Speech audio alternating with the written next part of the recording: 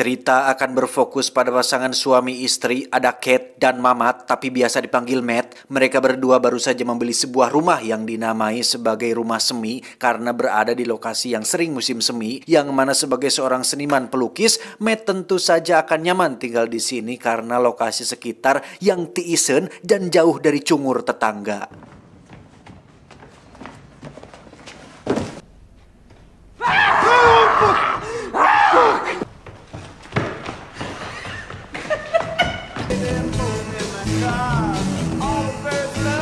Sama seperti keluarga konvensional pada umumnya yang menemukan hal janggal di tempat baru, Kate juga mengalami fenomena aneh saat menemukan seekor burung cangkurileng mati di dalam rumah. Dia pun membawa burung tersebut keluar dan bermaksud untuk menguburkannya di halaman, tetapi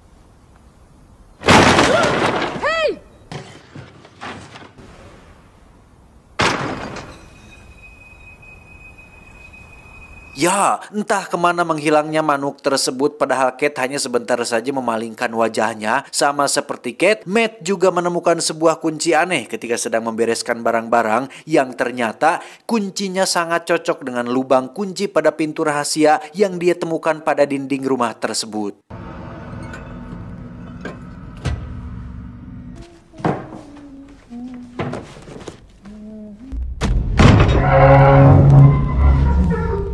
Entah ruangan apa ini, Kate dan Matt pun langsung teralihkan perhatiannya dengan listrik yang terus kekerjepan, sehingga Kate memutuskan untuk menghubungi seorang tukang listrik tepat saat Matt pergi ke basement, yang di situ banyak sekali kabel-kabel berseliweran memenuhi hampir seluruh bagian bawah rumah tersebut.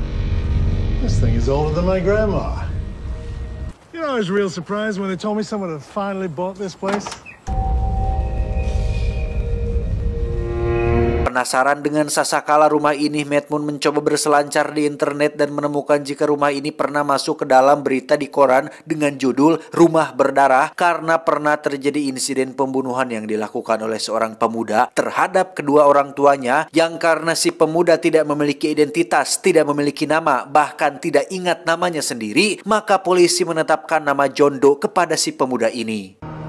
Identity of the suspect remains unknown. The couple identified as Paul and Madeleine Schaefer were found. Sementara Kate sudah tertidur lelap, Matt yang baru beres melukis wajah John Doe pun memutuskan untuk minum sendirian di dalam ruangan rahasianya, yang di situ terjadi sebuah anomali aneh semacam ilusi Demian ketika Matt mengatakan, "Aduh kentang nih, coba ada satu botol lagi, pasti liar." Dan tring, muncullah sebotol lagi, yang hal tersebut membuat Matt sadar tentang cara kerja dari ruangan tersebut.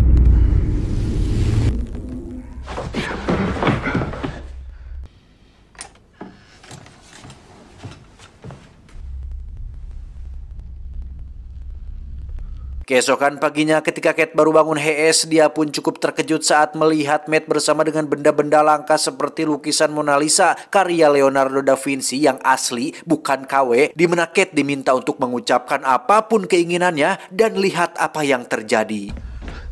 A real Van Gogh, 1889. Do it for me. I want $1,000. Is this fake? Does it look fake? Sama seperti dongeng jin Aladin yang bisa mengabulkan semua permintaan, ruangan ini pun bisa memunculkan apapun keinginan yang mereka ucapkan. Bahkan seperti kita tahu, Aladin hanya diberikan 3 permintaan saja oleh si jin, dan itu pun tidak bisa membangkitkan orang yang sudah mati dan tidak bisa membuat Putri Yasmin jatuh cinta. Namun ruangan ini bisa mengabulkan permintaan dengan imajinasi mereka sebagai batasannya. I want to be princess! And more money! I want the best champagne in the world. Tons of champagne.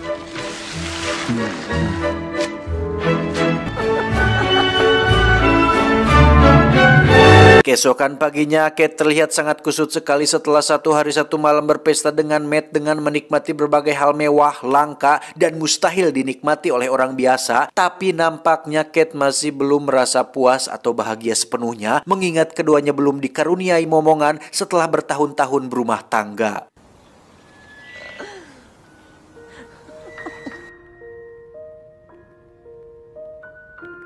Alhasil, Matt pun berinisiatif untuk menggunakan ruangan tersebut demi bisa menyempurnakan rahim Kate sekaligus memperkuat dan mempersubur spermanya yang hal tersebut dinilai tidak etis dan tidak beradab oleh Kate yang ingin memiliki anak secara normal. Kate. Kate.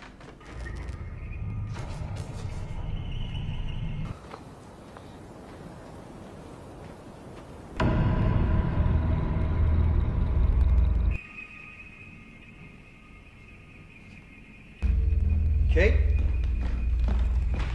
Dan betapa terkejutnya Matt saat dia pulang ke rumah. Kate terlihat sudah bersama seonggok bayi di dalam kamarnya. Padahal tadi Kate sendiri yang ngomong nolak punya anak dari ruangan tersebut. Sekarang malah dia bertindak lebih parah dengan tidak meminta kesuburan, tetapi meminta bayinya secara langsung yang entah dari siapa atau dari mana bayi itu berasal.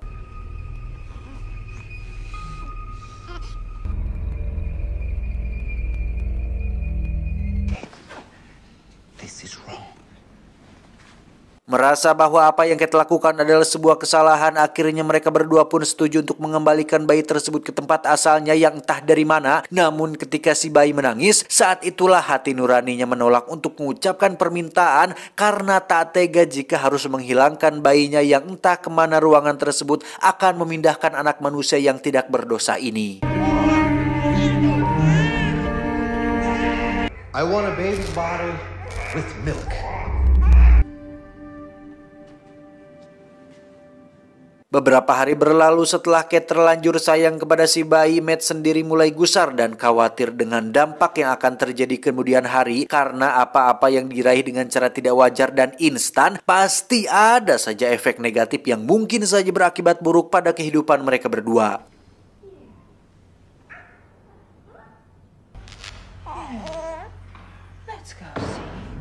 Saat itulah dia teringat dengan sosok John Doe yang dilukisnya, di mana Matt memutuskan untuk mencari tahu rumah sakit jiwa yang merawatnya saat ini, sehingga ketika sudah bertemu, Matt langsung meluncur ke sana untuk menemui pemuda yang katanya membunuh kedua orang tuanya secara terpaksa ini.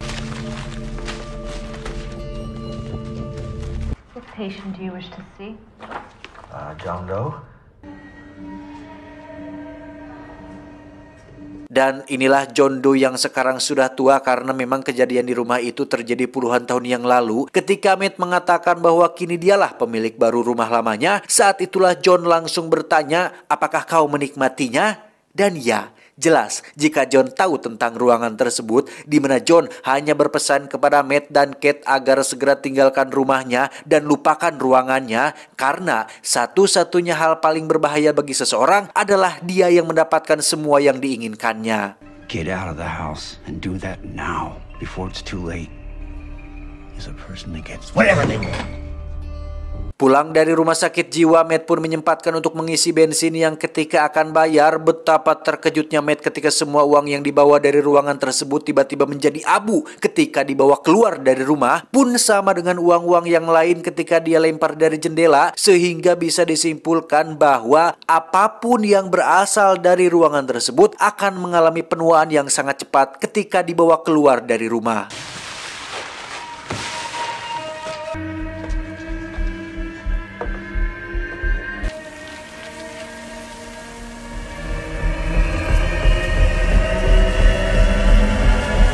Penasaran dengan apa yang ada di balik tembok, Matt pun menghancurkan semua dinding rumah dan menemukan banyak sekali kabel memenuhi keseluruhan dari rumah ini, sehingga untuk sementara waktu bisa disimpulkan jika rumah ini adalah semacam alat atau penemuan canggih yang dipadukan dengan kekuatan supranatural untuk mengabulkan semua permintaan yang diucapkan oleh sang pemilik rumah ini.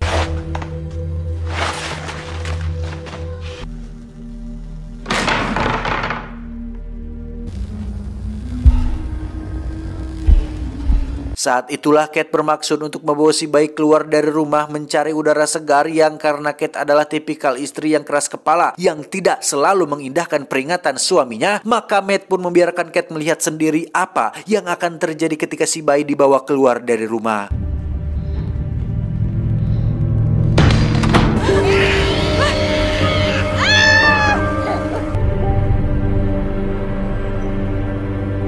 Dan ya, si bayi ujug-ujug menjadi anak kecil berusia sekitar 9 atau 11 tahunan, di mana mereka berdua sudah benar-benar terlalu jauh mengenai ide punya anak ini, yang meskipun sekarang sudah kepalang, sebenarnya masih ada waktu untuk mereka berdua menghentikan semua kegilaan ini.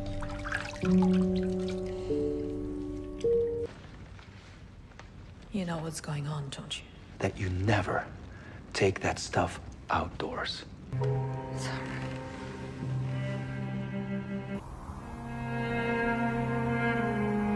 Selama berhari-hari si bocil yang dinamai Shane ini pun diberikan apapun yang dia butuhkan dan dirawat dengan baik oleh Kate yang sudah menganggap Shane seperti anak sendiri, di mana Kate sangat melarang Shane keluar rumah tanpa diberitahukan apa alasannya. There are no germs in this house. Only good germs.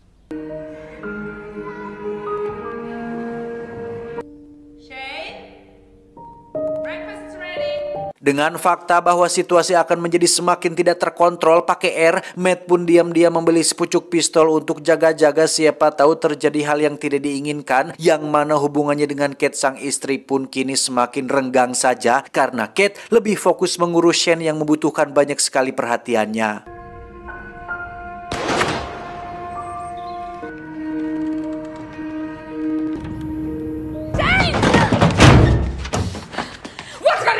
Dan ya, akibat Shane nekat menjulurkan tangan kecilnya keluar rumah, Kate pun menjadi semakin protektif dengan meminta bantuan suaminya untuk menutup pintu dan jendela menggunakan papan kayu, di mana hal tersebut justru akan semakin menambah kepenasaran Shane tentang kenapa dia tidak boleh keluar dari rumah.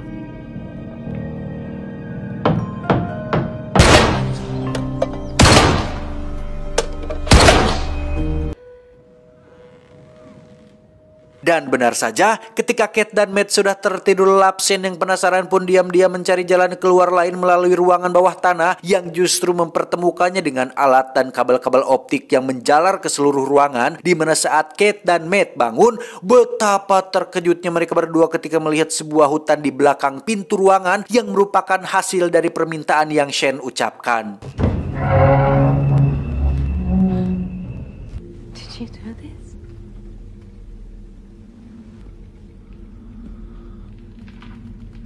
Kesal dengan Shane yang seenaknya sendiri, Matt pun menariknya kembali ke dalam rumah dan melarangnya untuk jangan meminta hal-hal aneh lagi. Saat Kate dan Matt sedang bertengkar itulah Shane tak sengaja mengangkat telepon yang berasal dari si John yang sudah ngeh jika yang mengangkat teleponnya adalah anak ilusi yang diciptakan ruangan tersebut. Dan Anda mungkin akan terkejut saat mengetahui jika John ternyata sama seperti Shane, yakni anak ilusi hasil dari permintaan kedua orang tuanya. So you made a child, Matt.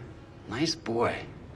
You know the rule, Matt. Nothing created inside the room can survive outside the house. Kita semua tahu jika apapun yang diciptakan ruangan tersebut akan mengalami penuaan apabila dibawa keluar rumah, yang pada intinya Shane tidak bisa dibawa keluar rumah. Lantas, kenapa John Doe bisa bertahan di luar rumah sampai saat ini? Ya, jawabannya adalah karena dia sudah membunuh kedua orang tuanya, sama seperti mekanisme tumbal. Ketika sang pencipta mati, maka ciptaannya bisa bertahan. Yang berarti jika Shane ingin bisa keluar rumah selamanya, maka mau tidak mau dia harus membunuh Kate dan Matt yang sudah menciptakannya. Man wants to be free, but first the creator must die.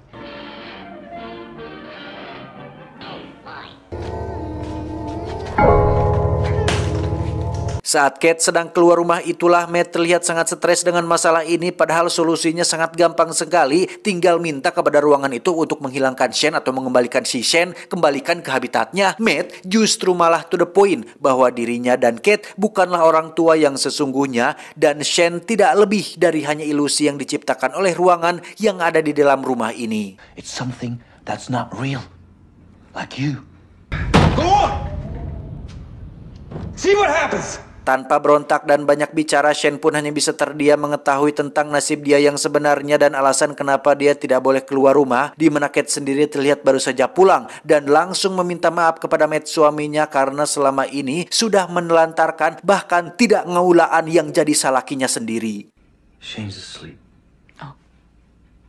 Good. Singkat cerita, pagi hari pun tiba. Alangkah terkejutnya Kate dan Matt saat melihat Shane kini sudah berubah menjadi remaja yang akil balik, di mana dia sengaja sudah keluar rumah untuk menjadi dewasa setelah mengetahui fakta bahwa mereka berdua bukanlah orang tua aslinya.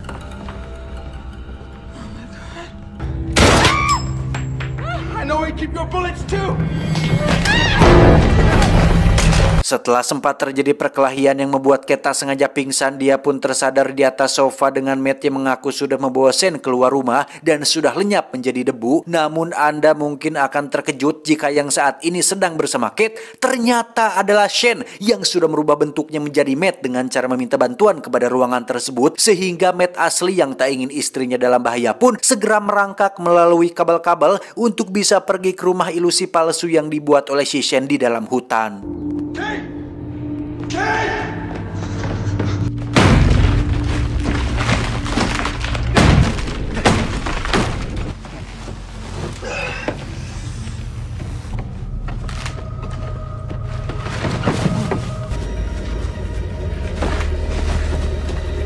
Penyamaran Shane pun akhirnya ketahuan ketika Kate mulai curiga dengan sifat suaminya yang tiba-tiba nyosor dan berubah menjadi tipikal pria yang sosorongot dan suka nyogot, bahkan memaksanya untuk melakukan hubungan intim yang setelah kegiatan itu selesai, Kate pun diam-diam keluar dari rumah tepat saat Shane dan Matt asli muncul, sehingga Kate menjadi bingung dengan mana suaminya yang asli, tetapi...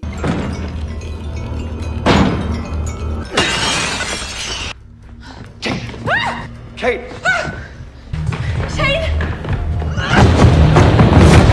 Mereka berdua akhirnya berhasil kabur setelah Shane ketahuan dan kembali ke bentuk aslinya, yang ketika sudah sampai di rumah asli dan bermaksud untuk keluar dari rumah, Shane dengan pisau di tangannya pun langsung nyerenteng lompat dan... He's playing with us. We're still in the room.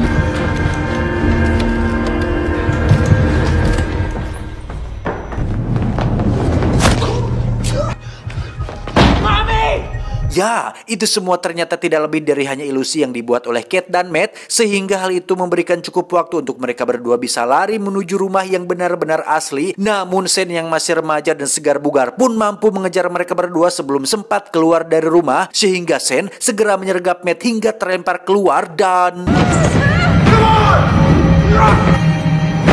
Ya, kali ini Kate nampaknya harus sudah mulai bersikap tega terhadap si Shane, di mana dia sengaja mengunci pintu yang membuat Shane tidak bisa masuk, yang alhasil Shane pun harus kolot di luar imah alias mengalami penuaan yang sangat cepat hingga akhirnya menjadi debu yang terbawa angin seperti ketika Thanos melenyapkan setengah makhluk hidup di alam semesta.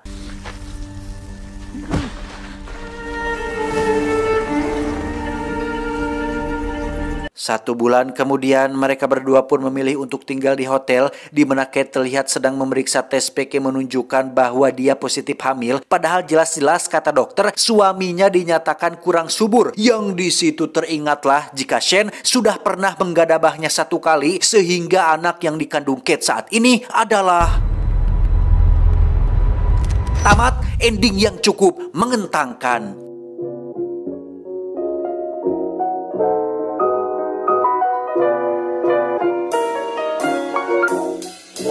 Menurut saya pribadi, daripada mereka harus susah payah berjuang menyelamatkan diri menghadapi Shane, kenapa tidak memakai solusi mudah? Padahal kan bisa minta sama ruangannya untuk kembalikan si Shane atau lenyapkanlah bocil kematian ini. Pun sama dengan si Shane yang apabila ingin membunuh Kate dan Matt, kenapa tidak minta saja? Atau jika harus membunuh langsung, tinggal minta machine gun, rocket launcher, lightsaber, pistol laser, mata Superman, tongkat kerasakti, termosua ujang, atau apapun lah yang bisa membuat mereka untuk membunuh atau cepat membunuh mereka berdua. Tapi ya, jika tidak begini maka durasinya tentu akan sangat pendek sekali dan filmnya pasti memang tidak akan tegang lagi. Sehingga pesan yang bisa kita ambil dari film ini adalah, jika ada yang susah, kenapa harus pilih yang mudah? Saya John, mewakili para pengangguran di seluruh dunia, mengucapkan terima kasih dan sampai jumpa di video selanjutnya.